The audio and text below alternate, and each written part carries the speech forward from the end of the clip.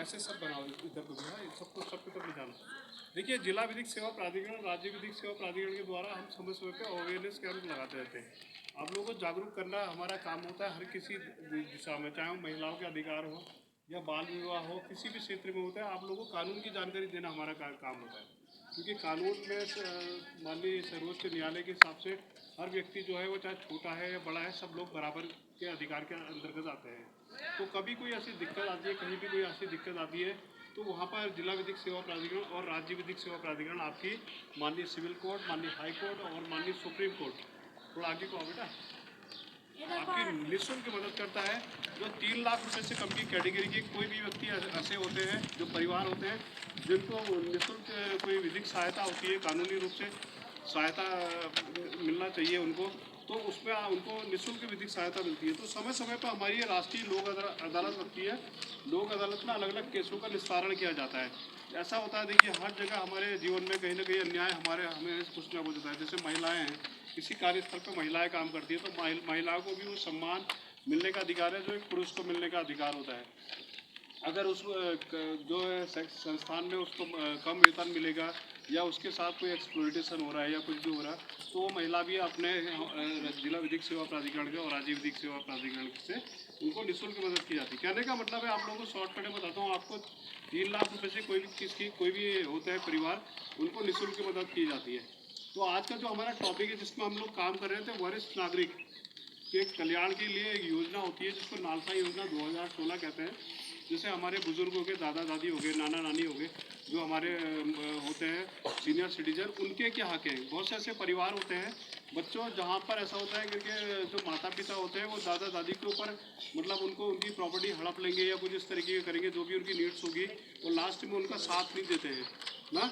तो उनमें क्या होता है करके उनको अगर उनके भी वो अधिकार होते हैं भरण पोषण का, हर जो पात्र परिवार को उनको भरण पोषण का देने का पूरी तरीके से अधिकार होता है। तो वो अगर उनको ऐसा कभी कोई प्रॉब्लम हो रही है, उनके बच्चे उनको परेशान कर रहे हैं कुछ है, तो जिला विधिक सेवा प्राधिकरण माननीय सिविल कोर्ट के हाई कोर्ट के द्वारा भी उनकी निःशुल्क मदद की जाती है। उनको वृद्धावस्था पेंशन पाने का भी अधिकार होता है।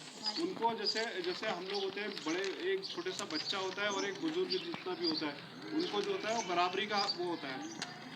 तो बच्चा वो कोमल होता है, डेलिकेट होता है, उसी तरह से बुजुर्ग को भी वो मेंटेनेंस पाने का, उनको दवाएं रखने का, उनकी पूरी तरह से देखभाल करने का माता पिता का पूरा कर्तव्य होता है। तो बहुत से ऐसे परिवार में हमारे पहाड़ में तो इस तरीके की घटना ऐसा नहीं होती है, लेकिन बहुत सी ऐसी जगह होती है जहाँ माता पिता के ऊपर, उनके ऊपर, बुजुर्गों के ऊपर अत्याचार किया जाता है। तो वो बुजुर्ग क्या कर सकते हैं ना, उनको अपना वो भरण पोषण का अधिकार कर सकते हैं।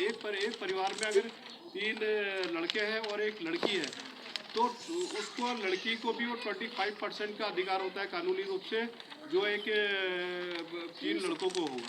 ये कानूनी हक है, ये 25% का एवरीवन सबको उनको तो पूरी तरीके से। तो वो अगर कभी ऐसी दिक्कत आती है, बहुत से ऐसे पढ़े लिखे परिवार के होते हैं जहाँ पर क्या कहते हैं, उनको मना लड़कों को ज़्यादा अहमियत देते हैं और लड़की को इतनी अहमियत नहीं देते, वो लड़की भरण पोषण का 125 BNSS की धारा के हिसाब से और भारतीय दंड संहिता के हिसाब से उनके ऊपर मुकदमा दायर कर सकती है अपना भरण पोषण का अधिकार लेने के लिए।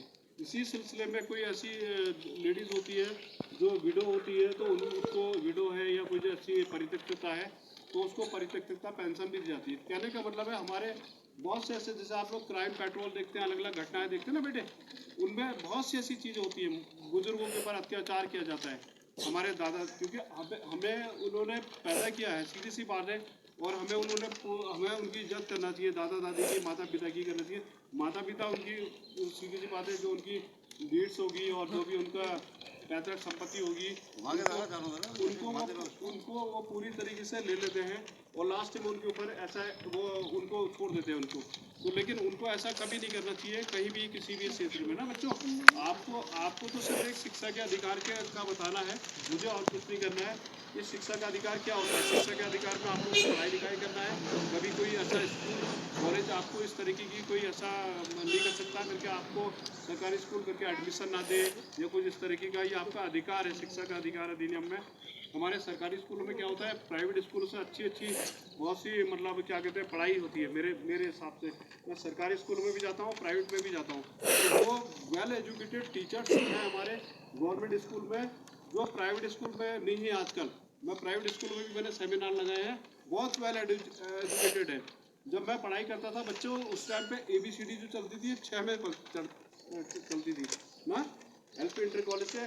और मैंने मास्टर MA इंग्लिश से, इंग्लिश लिटरेचर से MA किया है। और क्या कहते हैं, उस टाइम पे चलती थी। और हमारे उस टाइम पे साइंस और आर्ट लेने का भी क्रेज़ होता था। जैसे बहुत से अच्छे बच्चों को साइंस में ले लेते थे, और आर्ट के बच्चों को उन्होंने कहा यार जितने भी फिसड्डी बच्चे हैं सबको आर्ट में ले लेंगे। तो हमें ऐसा होता था यार हमें साइंस क्यों नहीं मिली, जो मुझे साइंस नहीं मिली। लेकिन एक कहीं कोई ऐसी बात नहीं होती, पढ़ाई किसी भी स्तर में हो, चाहे साइंस हो, चाहे आर्ट हो, चाहे कॉमर्स हो, किसी भी क्षेत्र में होती है पढ़ाई का अपना एक। पढ़ाई आपको नैतिकता बताती है, पढ़ाई आपको मॉरल बताती है, पढ़ाई आपको उठने बैठने का ढंग बताती है, किसी से बात करने का सम्मान, एक अच्छे समाज में जीने का ढंग बताती है। तो ये कभी ऐसा नहीं होता वो तो भैया आर्ट साइड का है, उसने इंजीनियरिंग कर ली, उसने MBA कर लिया और मैंने ये करा। ये कुछ नहीं, पढ़ाई किसी भी स्तर की हो, पढ़ाई पढ़ाई होती है। अच्छी पढ़ाई हो, कोई IAS बनते, PCS बनते, वो भी जो बनते हैं वो भी ऐसे। हमारे दीपक रावत सर बहुत ऐसे उदाहरण हैं। हम तो ऐसे बड़े बड़े सेमिनार लगा रहे थे, और उसमें जो ऐसा होता है कि भी जैसे कोई अलग अलग टॉपिक होता है तो उसको अध्यक्ष महोदय को ही बुला लेता हूँ, इन्वाइट करता हूँ ना, इस तरीके का। तो बेटा कहने का ये मतलब है हमें अपने बुजुर्गों की उनको सम्मान करना चाहिए उनका, और कभी ऐसा गलत होगा तो उनको बताना भी चाहिए। ठीक है, आप लोगों का काम सिर्फ पढ़ाई लिखाई करना है, तो वो सब कुछ हमारे बुजुर्गों का ये देख रेख करने का अधिकार होता है। ये राष्ट्रीय लोक अदालत में अलग अलग केसों का निस्तारण किया जाता है बेटे। ये राष्ट्रीय लोक अदालत कोर्ट कचहरी कभी ऐसा नहीं चाहती कि किसी का घर टूटे।